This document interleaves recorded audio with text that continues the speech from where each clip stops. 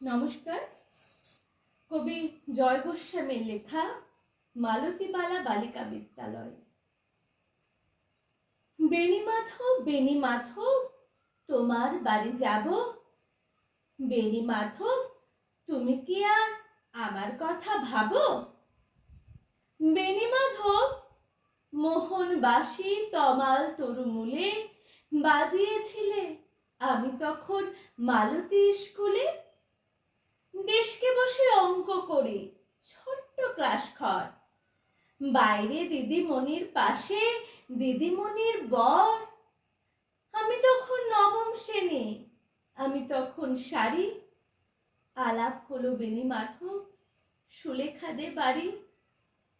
বেণীমাধব বেণীমাধব লেখাপড়ায় ভালো, শহর থেকে বেড়াতে এলে আমার রং কালো। তোমায় দেখে এক দৌড়ে পালিয়ে গেছি ঘরে। বেণীমাধব আমার বাবা দোকানে কাজ করে। কুঞ্জে অলি গঞ্জে তবু ফুটেছে মঞ্জুরি, সন্ধে বেলায় পড়তে বসে অঙ্কে ভুল করি। আমি তখন নবম শ্রেণী, আমি তখন 16। ব্রিজের ধারে বেণীমাধব লুকিয়ে দেখা হলো। বেণীমাধব বেণীমাধব এত দিনের পরে সত্যি বলো, সেসব কথা এখনো মনে পড়ে? সেসব কথা বলেছ তুমি তোমার প্রেমিকাকে? আমি কেবল একটি দিন তোমার পাশে তাকে দেখেছিলাম, আলোর নিচে অপূর্ব সে আলো। স্বীকার করি দুজনকেই মানিয়েছিল ভালো। জড়িয়ে দিল চোখ আমার, পুড়িয়ে দিল চোখ।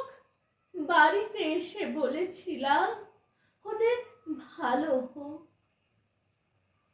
রাতে এখন ঘুমোতে যাই একতলার ঘরে, মেঝের উপর বিছানা পাতা জ্যোৎস্না এসে পড়ে। আমার পরে যে বোন ছিল চোরা পথের বাঁকে মিলিয়ে গেছে, জানি না আজ কার সঙ্গে থাকে। হাত জুটেছে কাল কি হবে, কালের ঘরে শুনি আমি এখন এই পাড়ায় সেলাই দিদিমণি। তবু আগুন বেণীমাধব আগুন জ্বলে কই, কেমন হতো আমিও যদি নষ্ট মেয়ে হই। নমস্কার।